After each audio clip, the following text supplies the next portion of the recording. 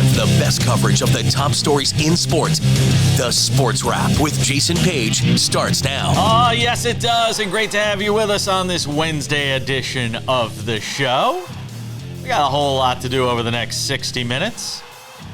A little bit of baseball. It's been very good to me. Some college football.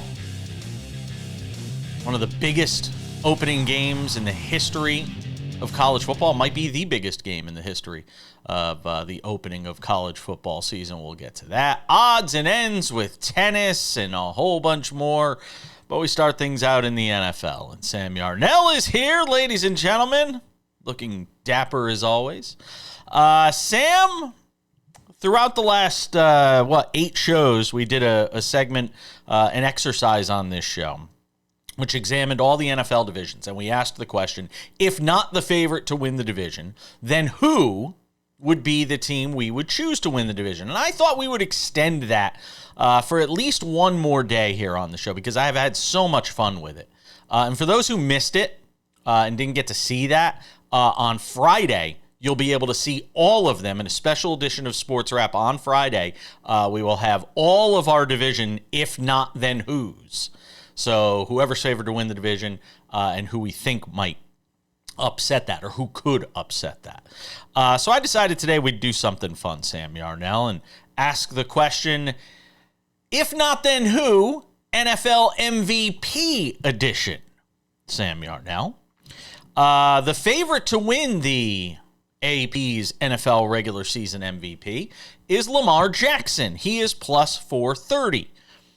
After that, it is Josh Allen at 6-1, Joe Burrow at 6-1, Patrick Mahomes just below that at plus 650, Jaden Daniels at 10-1, and then Justin Herbert at 20-1. Those are your top 6 over on FanDuel, the unofficial sports book of Sports Wrap. Unofficial. Why? They don't pay us. So, Sam Yarnell, I asked the question today to you. If not Lamar Jackson for MVP, then who? Who? Yeah, Jason, and this is obviously an award that I think that I understand pretty well, considering that I've given out the winner of this MVP or this award the past 2 seasons on this show before the season started. And quite frankly, when you look at the MVP, you got to do this. You got to look at the narrative. It's a narrative-based award, and who can maintain the narrative throughout the entirety of the season. Last year, you saw, based on what people were saying going into the year, based on what they were saying about the Bills, if they had any success, it was going to come exclusively from Josh Allen. That was the narrative going into the season. What happened? Josh Allen won the MVP. What's the narrative going into this season? It seems that you can't turn your head without seeing somebody talking about how Joe Burrow seemingly deserved the MVP. If you go where I think you're about to go. Because of the stats that happened last year, right? And because of the voting that we saw last year, I think it's as far in the rearview mirror as it is that it's comfortable to say Josh Allen wasn't, necessarily deserving of the MVP from a statistical perspective last year. It had to do with what he did with relation to what he had, right? The statistical MVP last year was Joe Burrow. The reason they gave it to Josh Allen last year was because there was an entire year before that where Josh Allen had the argument over Lamar Jackson to win the MVP, and the voters botched it up and picked Lamar again. So the voters are still clearly trying to dig themselves out of this hole, and because of that, they're giving it to Joe Burrow this year if he has any semblance of a successful season. Wow. You went Joe Burrow. I'm you know what? Hats off to you, Sam Yarnell. Sometimes I wonder if you're going to go with your heart versus your head, and you impressed me on this one. I did not think you would say Joe Burrow. And it disappoints me that you did, because I was going to say Joe Burrow. I think Joe Burrow is I don't even think it's if not Lamar Jackson, then who? It's if not Joe Burrow, then who for me this year. That team with so much to prove. And look, statistically, I think he's going to blow numbers that are just out of the water. I think he's going to do some ridiculous things from a numerical perspective. One, he's going to have to, because even with Trey Hendrickson, I think a lot of us question what that defense is going to look like over the course of 17 games. I expect Josh Allen will still have a phenomenal year. I still think Lamar Jackson will have a great year. But I also think some of this, as much as we talk about narratives, it's also predicated on the idea that you believe the Bengals are going to be better, that they're going to get off to a faster start. And remember, we ran through their schedule briefly last week when we did this exercise, or earlier this week. I don't remember. The days all blend together. We ran through this, and they've got a tough schedule. But if they can get through the first 6 weeks at 3-3 or 4-2, and I mean that because if you go look at their schedule, it's a murderer's row over the first 6 weeks of the season. If they can get through that and get through that gauntlet, so to speak, and find themselves just in the playoffs, I kind of think they need to win a division for him to be the MVP. If him and Lamar have similar seasons, not that they have similar numbers because Lamar does different things, obviously running the football and being a dual threat. I think it could be Lamar Jackson's award still. I believe Burrow's going to put up monster numbers this year, though. I think it's him first and foremost. I love the number at 6-1. I would go and put money on it at 6-1. But let me also throw this in with the final minute and a half we have here. Do not sleep on Jaden Daniels. At 10-1, I love that number. I mean, I don't know how you're not putting a sprinkle, as Sam likes to say, on Jaden Daniels, given what he did last year. Unless you believe that you have a similar situation to a certain quarterback in Houston who regressed in his second year in the league. Unless you believe that sort of regression is coming for Jaden Daniels, I don't know how you don't put money on Jaden Daniels at 10-1, Sam, for MVP.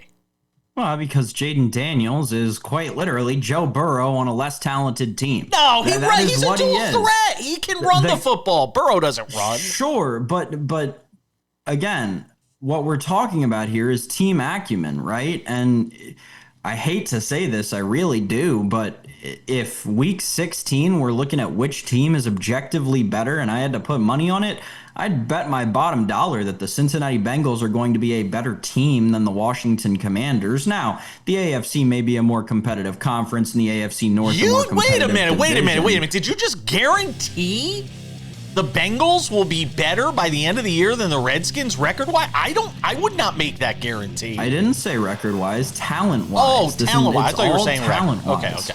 I thought you were saying record. And again, I'm going to take the guy with more talent around him. I'll take Joe Burrow 6 ways to Sunday. But if Daniels puts up comparable numbers with less talent, then you're making the argument for Jaden Daniels. That's all I'm saying. We got more NFL to do. We'll do it next.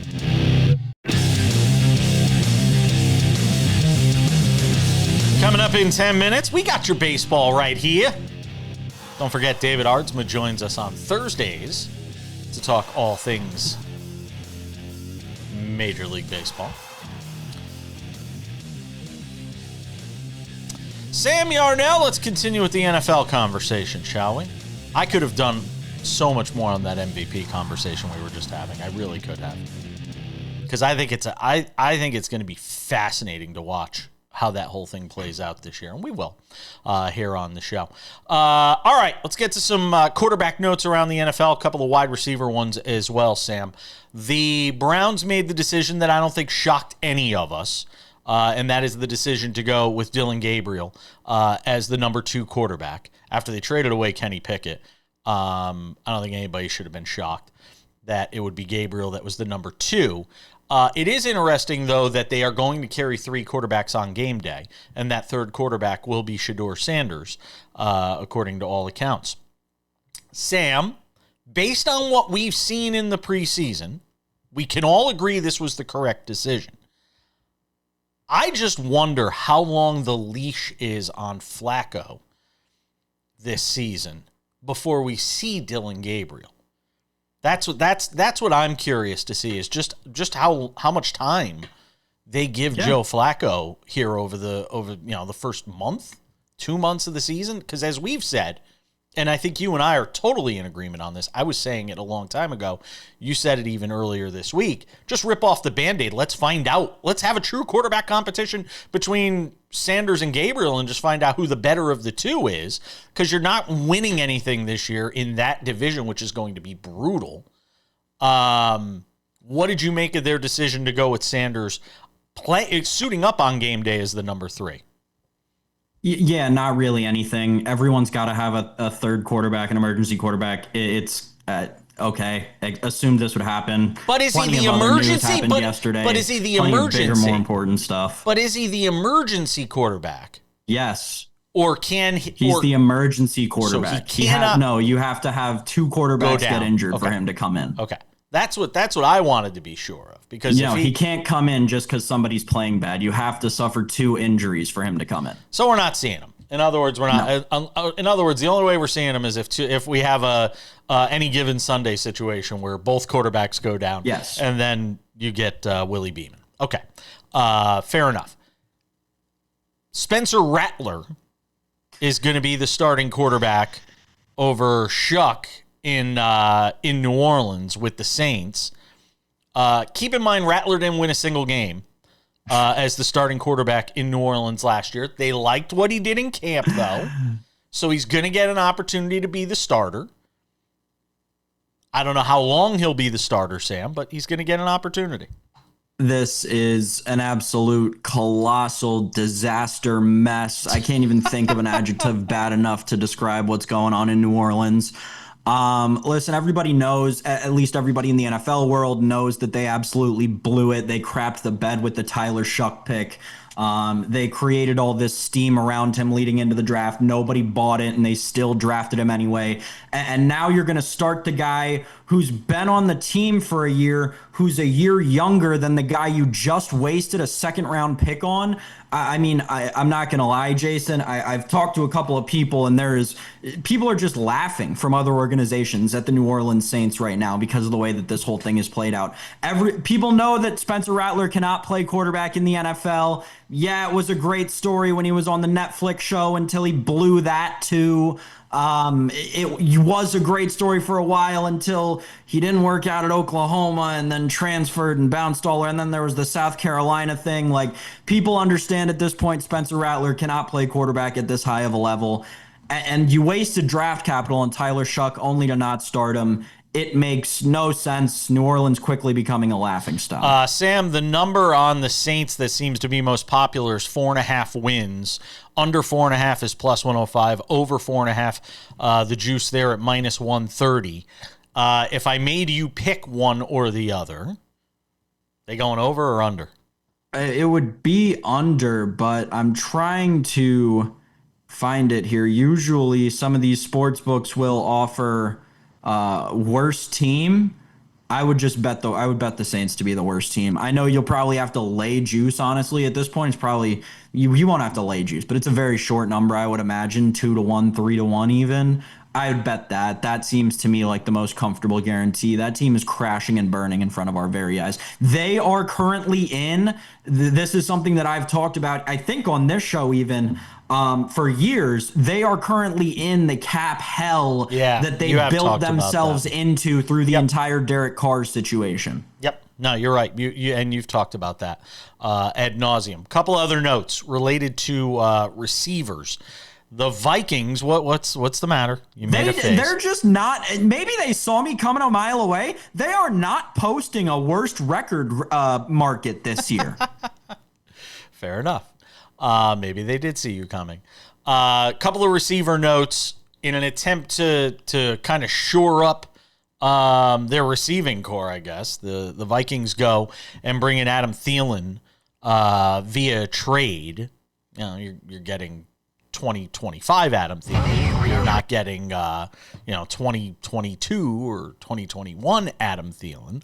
Panthers get a 5th round pick in 26, a conditional 26 pick for the Vikings in the deal. No, I don't have a problem with it. Panthers are up to something. Panthers are absolutely up to something. They know something that we all don't. That wide receiver room now. I think their oldest, actual pass catcher guy who's going to be running routes regularly is 25 years old now. They know something we don't. I'm concerned about the Vikings. This is a light starts going off for the Minnesota Vikings. Is this just because of the Jordan Addison suspension? Is there something else that we don't know about that they got to bring Adam Thielen in to figure out?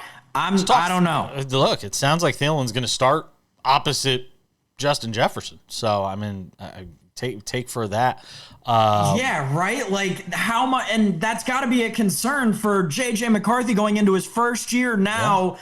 Every team in the league is going to triple cover Justin Jefferson and not worry about 40-year-old Adam Thielen. I'm being exorbitant for dramatic sake, but it doesn't spell out well for the Minnesota Vikings offense for me, Jason. No, I would tend to agree with that. Last but not least, the Jaguars make a move at receiver.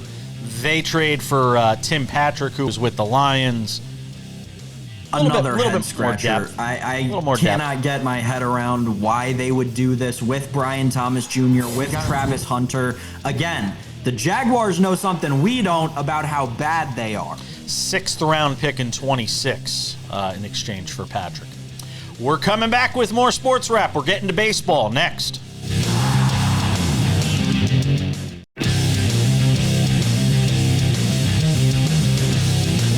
All right, coming up in 10 minutes, a special treat. We're going to have Monday a full conversation that we had with Nick Asayan, who is the founder of Light Helmets. He joined us last year, just before the start of NFL season, talking about helmet safety.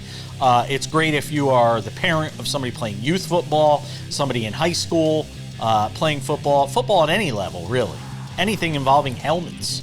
It's a great conversation with the founder and CEO of Light Helmets, Nick Asayan, who's going to be with us on Monday's show. A part of that conversation we're going to give to you a little preview of what we talked about coming up in about 10 minutes here on the show. But first, Sam Yarnell, let's talk some baseball and some news and notes from around the league. And let's start with Giancarlo Stanton, who just continues to turn back the clock. This is not like some little spurt of offense from Giancarlo Stanton. This is a full-on carrying of the Yankees offensively over the last month for Big G, who will be in the Hall of Fame. And if you listen to this show, you'd know that because I've been telling you over and over again, this guy is a future Hall of Famer. He could have had 2 home runs last night. It would have been a home run in 20 major league ballparks, the shot he hit to left center, which was a double. He did hit a home run later on in the game, an absolute bomb over 450 feet into the left field bleachers as the Yankees beat the Nationals again, 5-1. But who had on their scorecard the Yankees making the playoffs because of Giancarlo Stanton this year? I don't know if I have that on my scorecard yet. Stop it! They've got the weakest schedule in baseball, Sam. They're making the playoffs. So again, it draws back to the concerns that, like, you are relying down the stretch of the season when you have a 4.5 game lead on missing the playoffs at this point, right? With a month and a half of the season to go, and you're relying on a guy who's 40 years old? No, he's not 40. What are you talking about? He's not even close to 40. Hey, Google, how old is Giancarlo Stanton? 35 years old. He's 35. 35 years old. You just aged him by 5 years. What are you, ChatGPT? With that guy's injury history, he might as well be 48. He might as well be 55, Jason. The guy is absolutely not. Can't run. And he doesn't have, he's not old. You don't have to run when you hit the ball 450 feet. So again, did David Ortiz run? No. David Ortiz didn't spend half of every season on the injured list. And like Giancarlo Stanton, he was basically a lifetime DH. Sure, but the thing is, he stayed healthy while doing it. Giancarlo Stanton can't. He's healthy now. And again, that is the concern with the Yankees. It's just and this is the thing they've been doing seemingly all season. And I guess we'll just have to, by some accounts, wait until the playoffs for it to bite them. They're playing unsustainable baseball. Look, I don't think they're built. They've played unsustainable baseball in about 6 different ways this season. And if they can ride it to the last wild card spot, that'll be fine. But they're going to finish 3rd in this division. It won't be the last. It won't be the last wild card spot. It won't. And again, the schedule is going to dictate that. I think at worst they're going to be the first wild card, and I still think they have a shot to win the division. You can't rule them out, considering they still have another series to go with the Blue Jays that I think we said is at Yankee Stadium, if I'm not mistaken. One other note on the Stanton thing, and sort of him carrying the team. Eventually, Aaron Judge is going to hit again. It's not as if we've seen the last of Aaron Judge hitting the baseball this year. I just want to make sure we point that out. As he is your still what you sent me a note yesterday. What MVP? Him and Raleigh now. They're both they're now both minus 110 as far as that goes. Wilson Contreras, yes. You want I'll to just throw say one more this, a thing note on Aaron Judge, right? Like, this is not a guy who is unsusceptible at all to going months while being a horrible baseball player, which is what we're currently seeing him do, considering over the last month that average is now down to 194. And I mean, again, once you get beyond the regular season slump, we know this guy's history in the playoffs. He disappears when the calendar turns to October. And that's what I was going to say earlier, by the way. And now I'm glad you just reminded me of it. The Yankees are not built to win in the postseason. I am the first one to sit here and tell you this, but they are built to win in the regular season because you're going to play your cupcakes, and they play a lot of cupcakes down the stretch. Is why they're going to be in the playoffs at the very least. Wilson Contreras gets a 6-game ban, Sam. About right? For the bat throwing? No. I mean... Should he have gotten more? Less? No, yes, he less. Threw a bat, Sam! No, it's ridiculous. He obviously didn't intend to. I don't even think he intended to throw the bat. I think it kind of slipped out of his hand because of the way he was being held back. But yeah, no, again, and I'll die on this hill. It is ridiculous, the protections and the lengths to which Major League Baseball and the Major League Baseball Umpires Association go to protect. Oh, that didn't slip out of his hands. We just watched Major League Baseball umpires compared to the lengths that they let the Major League Baseball Players Association go to protect the players. It's ridiculous. It's unfair.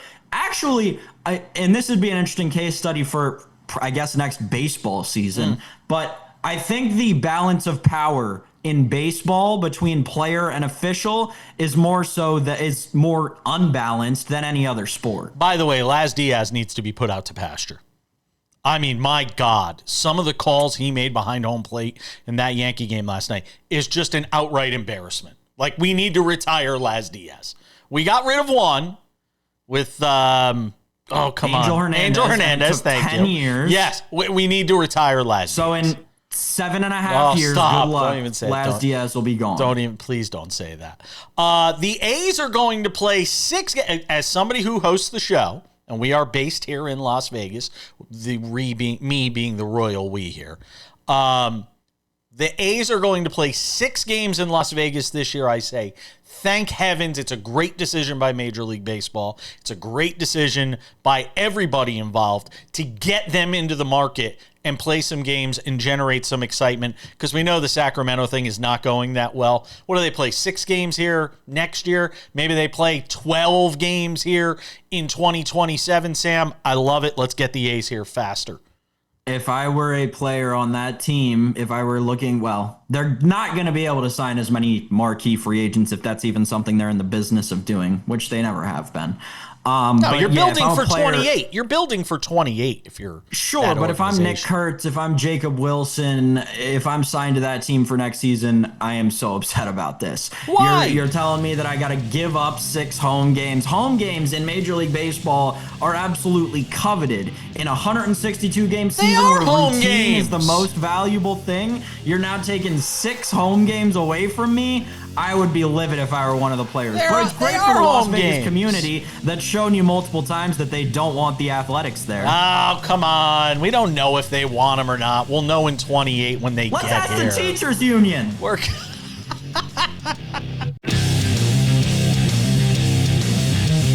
All right, coming up in 10 minutes, some college football talk, Texas and Ohio State style. But we've got something cool coming up. Monday, we're going to be off for Labor Day, but we'll have a conversation with Nick Asayan for most of that show. He is the founder and CEO of Light Helmets. They're one of the few manufacturers that's allowed to have NFL players wearing their helmets. And Nick Asayan joined us. We had a conversation with him last week, Sam and myself. And I asked the founder and CEO of Light Helmets about Aaron Rodgers, because we know all the controversy around him and trying to find a helmet to wear this year. What do you got for me, Nick? What do you think of when you see this Aaron Rodgers story? Because I started talking about it, when he can't find something that works for him. I mean, do you guys reach out to him? Like, how does that process go? So here's the insider scoop on it. So Okay. David Dunn, who's one of the founders of Athletes First, probably the biggest NFL sports agency, is Roger's agent. He's actually loosely involved with Light in terms of we have a relationship with him. We've done some work with Athletes First. We've done work with GSE, Vanguard, Vayner Sports. I mean, you go through the list, right? So we have an indirect or a dotted line path to him. And the challenge is a lot of these equipment guys are not necessarily, open. So we've got an equipment guy at the Steelers. And now let me tie one more thing into that. Art Smith, the offensive coordinator, his dad is Fred Smith, who's an investor in the company. Now, is there a conflict of interest potentially there? I don't know if you can say that. Art's not invested in the company. But what I'll say is this. We've got an equipment person that's there that says our sales reps aren't as good as the competitive reps. Our sales reps have never been in to the Steelers. So I don't know how you can say that if we've not been in there. This is the #1 new quarterback helmet, and it weighs half as much. And if they do the excess of going through the injury reports last year, you can see which helmets have a proclivity for injury. So the point is that we've got tethers to him. We don't want to push too hard. And we know, Aaron's going to make his own decision. He's certainly a smart and analytical guy. So if I have my, preference, which would be 15 minutes of time with him, which I'm hopeful to get at some point here, I think that he'll make a Light decision because I think that, he looks at things and says, hey, it's got to perform in the lab. I understand that. But how does it perform on field? And what's the science behind it? And also, what are the wins or losses for other people that are involved in this? And why haven't I heard about this in my own locker room? So I'm not trying to pick on the Steelers because there's other teams that are in that space. And that happens with any product. But the reality is that these are big money players. And they have a material impact on how successful the team will be over the course of a year. Let them make a decision. These are smart players. Their agents are smart. Their personal doctors are smart. And that's really one of those things that's frustrating. I bet you I've gotten 500 emails, calls, and texts. Bro, you got to do something about this Rodgers thing. I mean, it keeps me awake at night. So I feel you. Go ahead, Sam.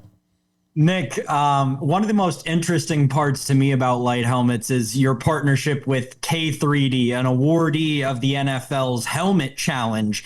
I'm curious, can you kind of tell us what technology goes into that, what that partnership is all about, and how it kind of helps make your product unique? Yeah, absolutely. They're a fantastic partner of ours. And probably 3-4 years ago, they approached us and said, hey, none of the other helmet companies will help us. Can we get the dimensions of your shell so we can enter this NFL Head Health Tech Challenge, which was a technology challenge with a series of grants? And we, of course, cooperated. We know what it's like to be a new company. Fast forward 3 years later, they win 2 grants for $1 million. The internals on this helmet, we saw the test results in the lab. We're like, man, if we apply some of our technology in conjunction with this and how we get helmets on the field, we think we have a winner. Now, let's look at how this has come out. They're in all of our NFL helmets, which we already talked about how well they score. They're in the #1 Virginia Tech rated helmet, our Apache. They're in the #1 youth helmet, which is the Apache Lightning. And, we've got some new products that are on the way out too that you'll see that they've been involved with. So these type of partnerships, and this is why I go back to the NFL, people will look at sometimes nefariously and say, oh my God, they're doing this, they're doing that. They want the best players on the field. How they get there, we may question that. We may question, why aren't there 2 different tests? Why aren't there USC, Lockheed Martin, or Gentex and Biocore all competing, and then compare the real world data to those tests to see where the tighter tie is, right? But the reality is the NFL catalyzed this entire technology that came from Clyde. We wouldn't have it if it weren't for the NFL. Now, the Clyde guys in Canada, we give them a hard time about being Canadian all the time. Now, do they deserve that? They deserve a little bit of knifing. They tease us, especially when the U.S. loses in that NHL game, that was 6 months ago. I didn't even want to come to the office and talk to those bastards that day. But the reality is you have 2 separate companies, 2 separate cultures, 1 goal. and you got to tie these companies together. So the execution of this has been I wouldn't say it a challenge, but a process to get where we want it to be. But to look together and say the NFL's, plug some nickels into the jukebox. These helmets are on heads all across the country.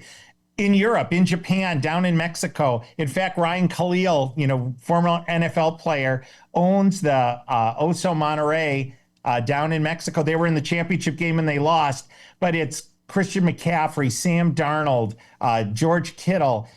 Well, who did they come to for helmets? They came to us, right?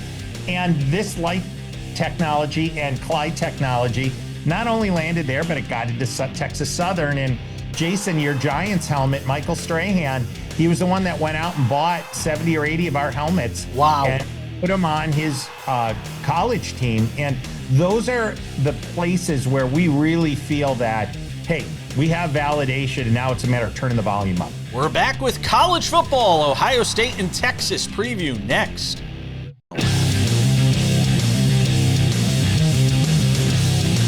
We roll along. 10 minutes from now, it's odds and ends. All right, Sam Yarnell. A little college football talk on the show. Lest we forget, we have a fantastic opening weekend, official opening weekend of the college football season with 3 top 10 matchups. But we're going to focus on one mainly here for the sake of this conversation, Sam, and that is Texas and Ohio State. Who needs the win more, Sam Yarnell? If you listen to Arch Manning or Steve Sarkisian, it's Ohio State that needs the win more. Now, I think that's a lot of crazy rhetoric to try and push some of the pressure off of the number 1 ranked team in college football. But we've got ourselves a fantastic matchup this weekend, Sam. What do you make of it? Who needs the win more? Ohio State has to win this game. They have no choice. I'll get to that in a second. Real quick, little Wednesday edition of the Prince's Picks. Oh boy. Give me Texas 6 ways to Sunday. Give me Texas to go marching back to the state fair. I love it.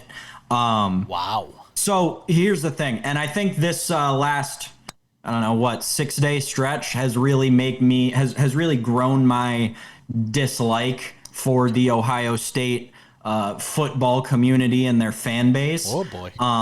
Not to say that I like Michigan, because they're just about turning as off the insufferable. TV in Columbus right now. Yeah, There we go. and you know what's? I almost led this whole thing with, if you're watching this program in Columbus, Ohio, just turn that TV right off right now. Thank you. Rock Sports and Entertainment, thank you. Here's the thing. Ohio State has done nothing over the course of the last 9 months. 8 months. Hasn't been that long. But embarrassed their program on a national stage. Not only do they lose once again to Michigan last year, they follow that up with whatever happened on the field after that, and then they involve the government to pass some legislation about flag planting because of a game that you lost in a season where you went on to win the national championship, but you're worried about flag planting to the point we're passing legislation about it in the state house or whatever Ohio does. I was born in a Commonwealth state. I don't know how those normal states work.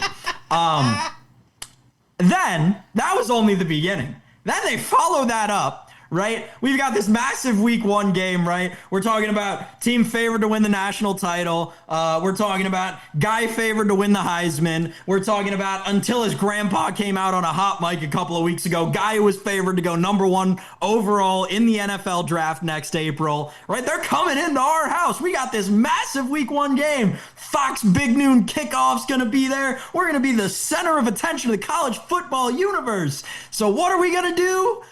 Ban Dave Portnoy, one of the hosts of the Fox pregame show. And not only are we going to do it within our own athletic department, we're going to make this a legal matter too. And so now we've got state senators getting involved in this ban of a TV host. We are the defending national champions, but we're going to ban this guy from entering the stadium because he's a Michigan fan? I mean, if Ohio State doesn't need anything more than to win this game as to not give humanity, the internet, me, more ammunition against that program, I might wake up tomorrow and the sky is going to be purple. Wow. How do I follow that?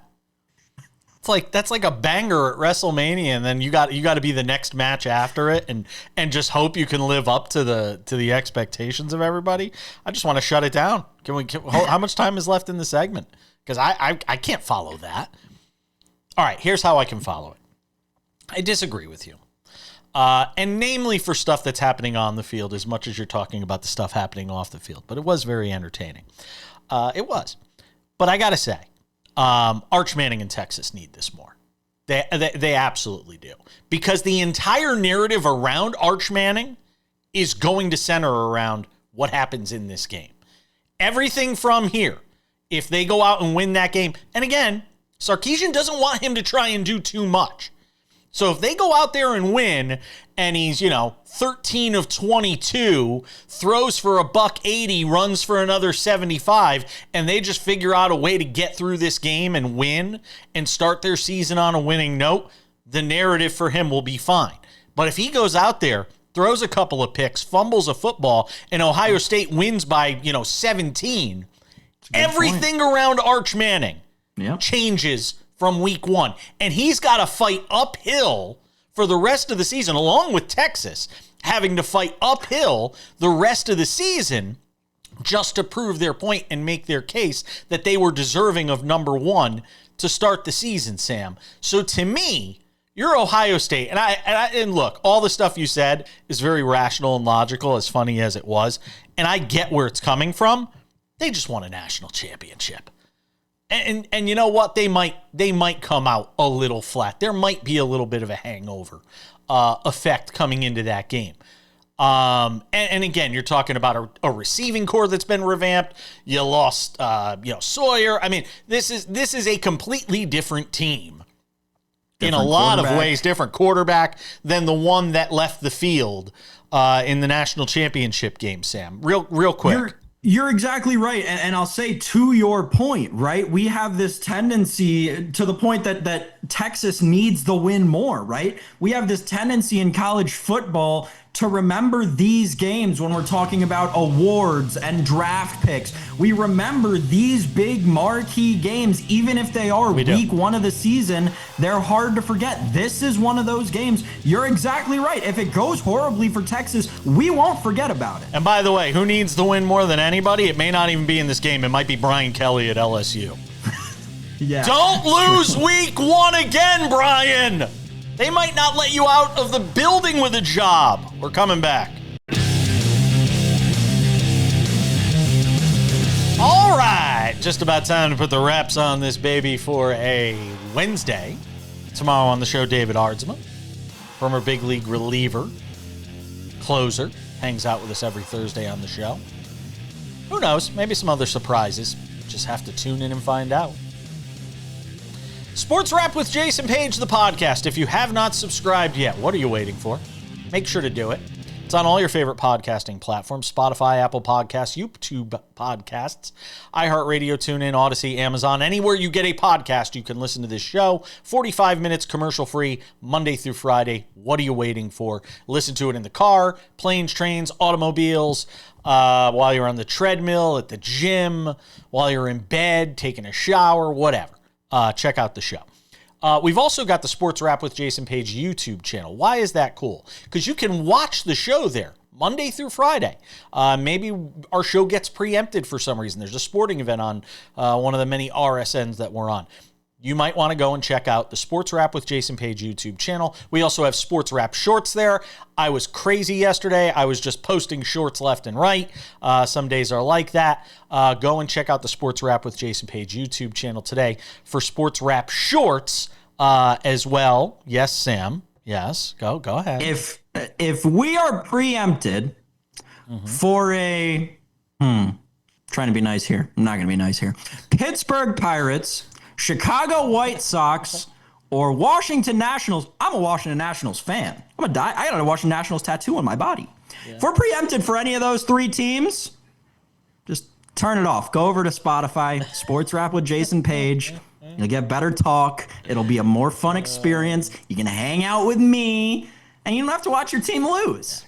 Go to the YouTube channel. I want them to subscribe. I like Spotify, okay, but do the YouTube, do not the the YouTube Spotify channel first. Yeah, let's do the YouTube channel first. Do the YouTube, subscribe to the YouTube, press play on that day's episode, but while you're listening, go subscribe to the Spotify. I like it. Fair enough. And then unsubscribe and then resubscribe. Sweet Drive death. those numbers up, people. All right, here we go. I don't even know what to say. It's time for some odds and ends. Sam Yarnell, odds and ends. Alyssa Thomas, just call her the Russell Westbrook of the WNBA. She got her 7th triple-double. That is a WNBA record for a single season. I don't know. What am I supposed to say? It's Alyssa Thomas, and it's the Phoenix Mercury, who are 22-14, by the way. Certainly a threat when we get to the postseason. By the way, Las Vegas Aces playing a lot better down the stretch. Watch out for the Aces in the playoff. I don't know any of the WNBA odds right now. I don't look at WNBA odds all that much. Let me see, championship. Where are the Aces right? Aces are the 3rd favorite to win the whole thing after being a dumpster fire all year. Is that possible? So let me catch you up. And just for those of you who listen to the show regularly, when your boy wasn't super invested in the WNBA, about a month and a half ago, I said, Asia Wilson, 125-1 to win the MVP. I mean, it's Asia Wilson. Come on now. Yeah, she's plus 460 to win the MVP now. So hope you tailed on that one. Nafisa Collier has missed a stretch of 8 games or something there for a while. That's what's caused this number to get close. Because the last time we spoke about it, Jason, Fee was what, minus 1,600 to win the MVP? That number's gone, cut in half. Aaron Judge and here comes Asia Wilson. Truly impressive stuff from Alyssa Thomas and what the Mercury in their own right have kind of done to try and make this playoff run with their teams like the Fever and the Storm kind of in that range, just trying to battle, maybe make a Cinderella run at the semifinals or the finals. But it has been absolutely hectic what is going on in the WNBA over the last 2 weeks. Coco Gauff, a winner at the U.S. Open last night. For those who aren't following, she's in the middle of trying to revamp her serve because she is. I think they said she's had 320-something double faults leading into the U.S. Open. In 2025, she's had 300. Think about that number. That number's insane. It's not like she's playing every single event. Over 300 double faults this year. By far the most on the WTA tour. So she went and got a serving guru, somebody that helped Arina Sabalenka with her serving game, and we obviously how good she is now. She still had a bunch of double faults last night, but she wins in 3 sets. But I'm going to just say this. If you are picking her to win anything other than another match or 2, you're out of your mind. Because trying to fix a serve in the middle of a Grand Slam event does not equate to winning. She'll win she'll win a couple more matches on talent alone, but she's not going to be able to do anything deep in this tournament. Sorry. This was the first match of the tournament that I actually watched in its entirety. And I got to give credit to Tomljanovic, the woman that Gauff was playing. She played out of her mind. Had Coco obviously won the second set in a tie break. Had Coco on the ropes in the third. I was impressed, Jason, but resiliency out of Coco Gauff. She's also, Tomljanovic was the one who beat Serena Williams and retired her at the U.S. Open a couple of years ago. Last but not least, the wedding of the century. It's going to be Taylor Swift and Travis Kelce. Congratulations to the both of them. We had a SportsWrap short on it yesterday. My suggestion, Sam Yarnell, it should be televised. Like Luke and Laura on General Hospital. You're too young. Go and look it up. Older people will appreciate what I'm saying. Go and do yourself a favor. Let's put Taylor Swift and Travis Kelce's wedding on television. They're one of the most public couples anyway. Let's put it on television, Sam. It would be Televise great. It would do numbers. Proceeds to charity. I doubt they'll do it. First time in a long time that my girlfriend broke NFL news to me. Harrison Butker as a groomsman. Sign me up. Can the earth just swallow that guy whole? We'll see you all tomorrow.